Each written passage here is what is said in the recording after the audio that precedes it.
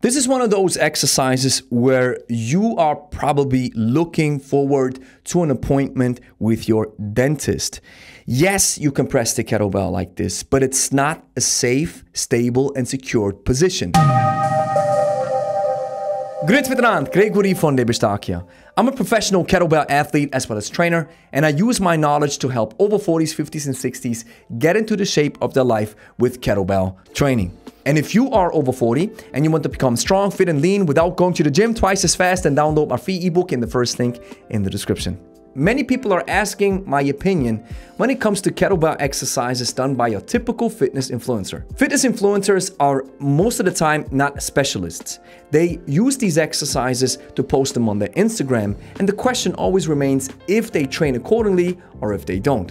Now, don't get me wrong, everybody can play their own game, and if they popularize the kettlebell, all power to them. However, it might be confusing to beginners because oftentimes you see one particular pattern in these videos, and that is complexity over efficacy. Influencers like to mix up and match different exercises and make them look strange and outlandish. And this is their claim to fame because after all, when it comes to the internet, attention is the most valued currency. So if you do something very strange and you look fit and jacked, then people might think that, well, if this guy or gal looks like this and they're doing crazy exercises that I have never seen before, this particular exercise must be the reason why they look like this, right? Most of the time, it's not the case. If you're not an elite athlete who wants to up his or her game and has to do very specific exercises that mimic particular joint actions that are needed in the sport, you need the basics. And mixing and matching exercises together, therefore increasing the level of complexity, does not add additional value. Now, I see two things wrong with this exercise. First of all, this is what almost all influencers are known for. They do not know how to rack a kettlebell. Your elbow is not supposed to be flared out like this, but you're supposed to keep the kettlebell close to the body with the kettlebell resting in the nest. This allows full body contact, so if you want to push, press, or jerk the weight overhead, you can transfer the energy from your legs into your arms because you keep them both connected. It's also a solid rack position that allows you to not overtax your shoulders and your arms. The second thing that I see wrong is why do the knee drive? Why lift the knees up? It's not something that gives you additional benefits. And yes, I have seen the marching exercise where people have the kettlebell in their hand and then they lift their legs up. Yes, there might be some core activation, but nothing beats a heavy suitcase walk where you grab a kettlebell right next to you and you start walking. You'll see your opposite side firing like crazy because it has to work like a maniac in order for you to not bend over. And this is one of the basics. A suitcase walk is such a powerful exercise for your obliques, so you don't have to lift your knees up and do stuff like this. This exercise is the perfect example for the complexity over efficacy model that influencers love because it makes them look more intelligent, or it seems like it grants them some kind of knowledge that everybody else doesn't have. The split squat that she does is powerful. I love it. This is a basic, most powerful exercise that you must include into your workout schedule. That twist, however, is absolutely not necessary. And again, we see the elbow flaring out. Remember what I said earlier with the suitcase walk.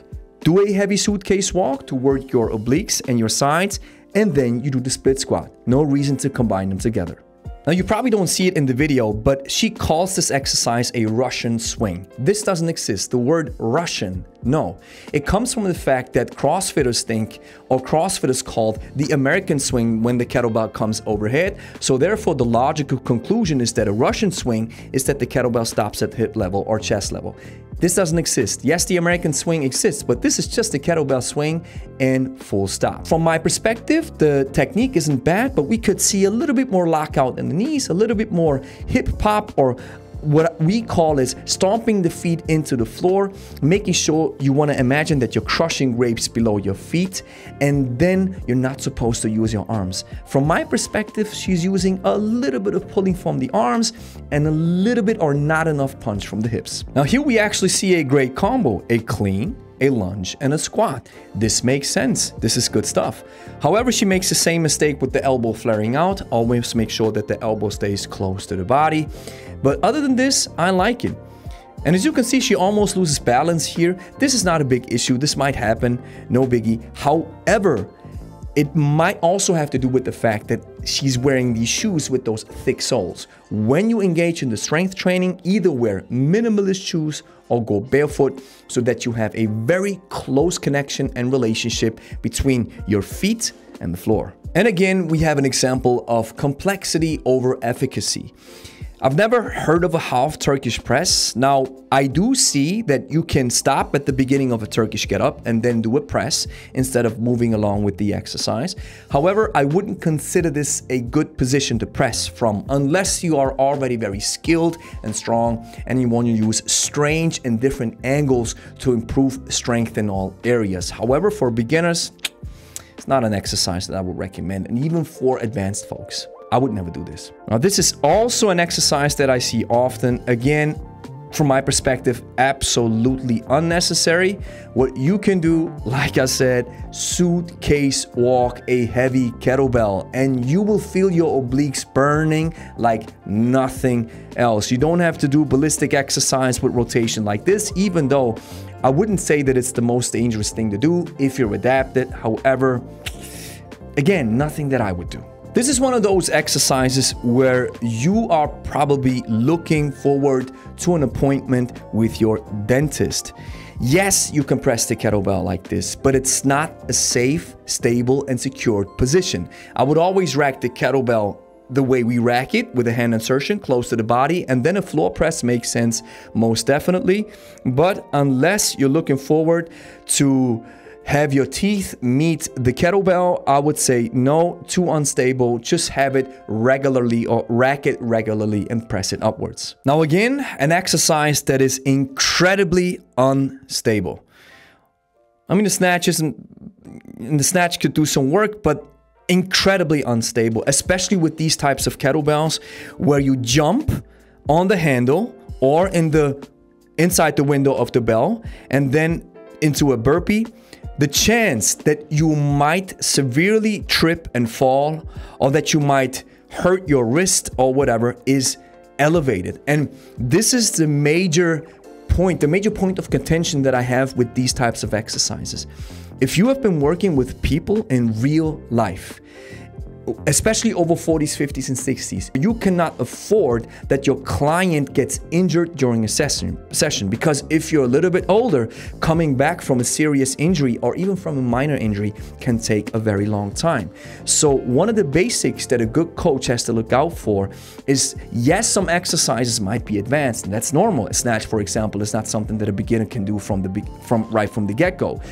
But when it comes to stability and safety, you can always make sure that certain mechanisms are in place, that tripping, falling, or twisting isn't even possible to happen. My final gripe with these types of workouts is that you have like over 20 exercises. And yes, I understand that people are looking for variety, but you can always do the basics and then use some type of variety with exercises that are most bang for your buck.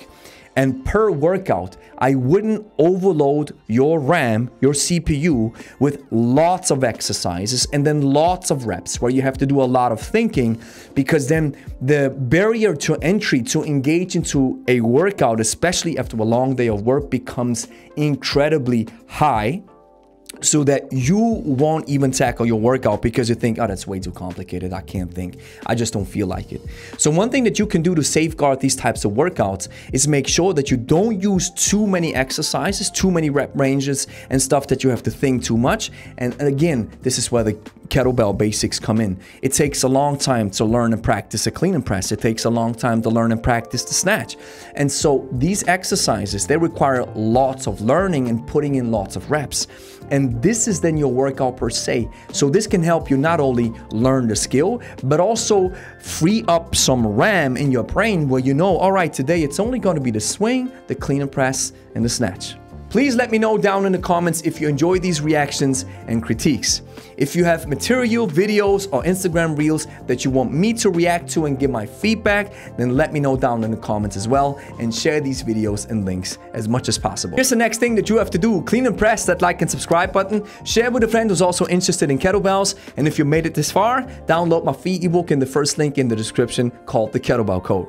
If you're over 40, 50, or 60, and you don't have a lot of time and you want to engage with kettlebells because you think, you know what, I think this is going to take care of my fitness. It doesn't require a lot of time. I can do it from home and it takes care of everything. Then I have a shortcut for you right now, and it's 100% free. My ebook, the Kettlebell Code, you find it in the first link in the description or in the pinned comment.